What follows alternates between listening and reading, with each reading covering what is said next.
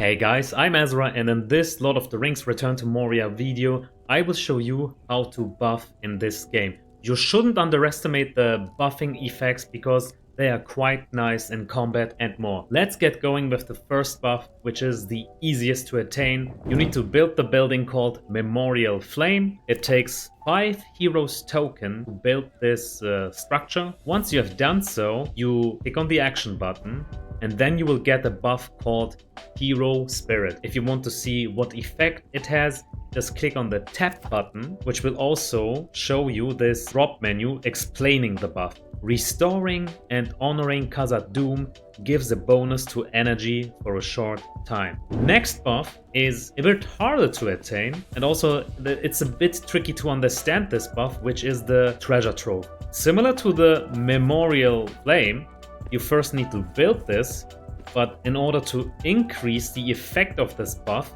you can also upgrade this treasure trove by inserting valuable items into it. And when I say valuable items, I mean like gold coins or precious gems, and I will show you right now what I mean. So let's get rid of this pile.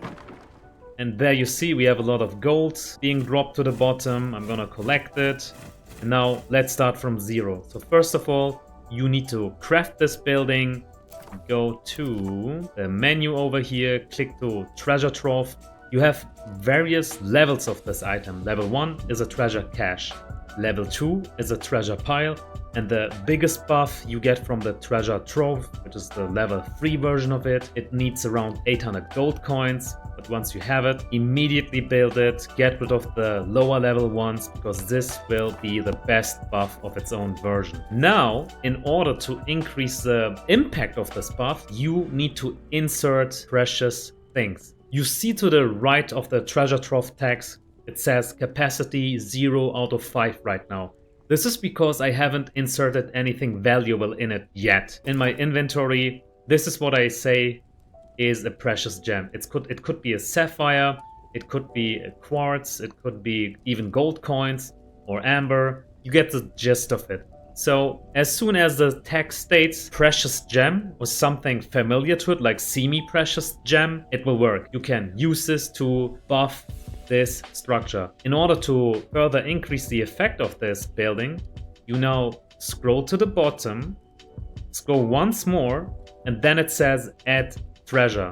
Now you click on the action button. I have increased it 1 time, as you see. It says 1 out of 5. I clicked once more on the action button to insert another gem. It has increased the strength of it once more, but it wasn't enough to move it to 2 out of 5. I once more click on improve. Now it has reached 2 out of 5. I do it again. Now it's 3 out of 5. Once more and once more. Now it is maxed. It has all the precious gems needed to max out this effect. You can also retrieve all of the items inserted into it by scrolling once up and click on take treasure. Let me do it.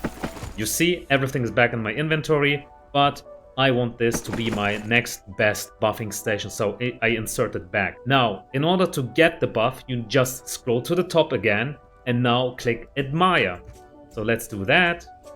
A little bit of moment will pass and then you will receive the buff called Horde Wrathful. What does it do? Admired, countless dwarven treasure, large bonus to damage against orcs. This is why you shouldn't underestimate this buff, guys. If you are about to go into combat, let's say you know you are facing a strong opponent such as a cave troll or an ant boss, or let's say you know you will be facing lots of big orc troops, get this buff before you go into battle. Another great way of buffing yourself is within the Brew Kettle.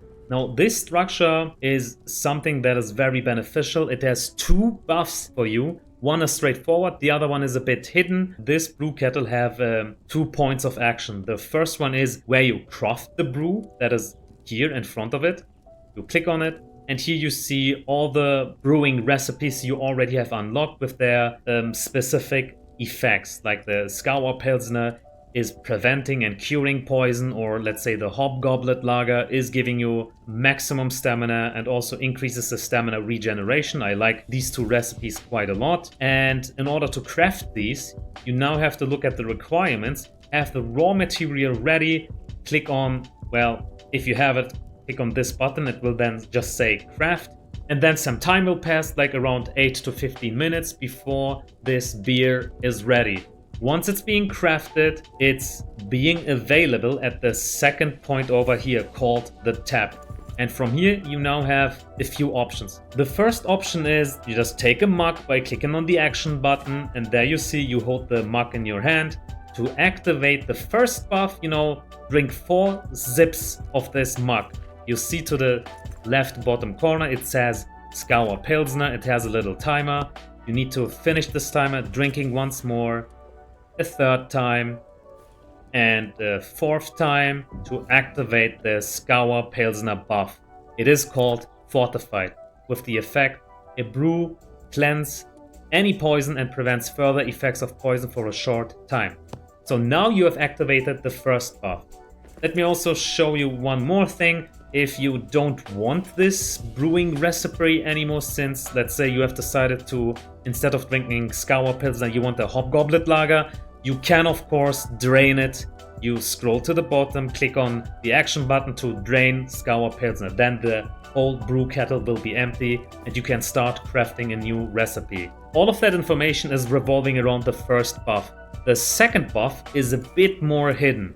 You now take once more a mug of your beer, doesn't matter which one it is. You now hold the left mouse button to channel a dance and a song, and once inspiration flows, that text appears, you can now leave the left mouse button, you don't need to hold it anymore. Now this song needs to be channeled through in order to activate a pre-buff, and when you have that pre-buff, you can move forward and get the actual buff by going to bed. That's right. You need to sleep to activate the correct buff. So once more we click on tap, it says High Spirits. After your dance and song has been channeled, you get this pre-buff, High Spirits, Raise's song Raises Spirits, sleep now and gain a positive effect upon waking up. You will now, after sleeping, receive a random, strong, long-lasting buff. Let's sleep now and see what happens. Now let me show you which buffs I have received. So by channeling through the song and then going to bed, I've already done this once, which is why I already activated the buff called Orc Hunter. This is one of those big buffs. It is lasting a long time. You don't get to decide which buff you get. Sometimes it is the Orc Hunter, sometimes it is the Pale Hope, just right now, because we have slept a moment ago. So they have different effects. The Orc Hunter, for example, gives you bonus damage against orcs for a long time, which is why it always makes sense to go and do this channeling dance to get the pre-buff and then go to bed to get this long-lasting buff. You will need it if you, let's say, go into boss fights. If you know you have to fight big fights against large groups, you will thank me later if you get this buff. In this case, since we slept last time, we also got the Pale Hope on top of the Orc Hunter. If it comes to Pale Hope, it says woke up hopeful, slows the effect of darkness. That's the debuff when you enter this purple shadowy thing. But yeah, you have more buffs of this nature. To name you a few, I will display them here in this video, but maybe there is even more to discover.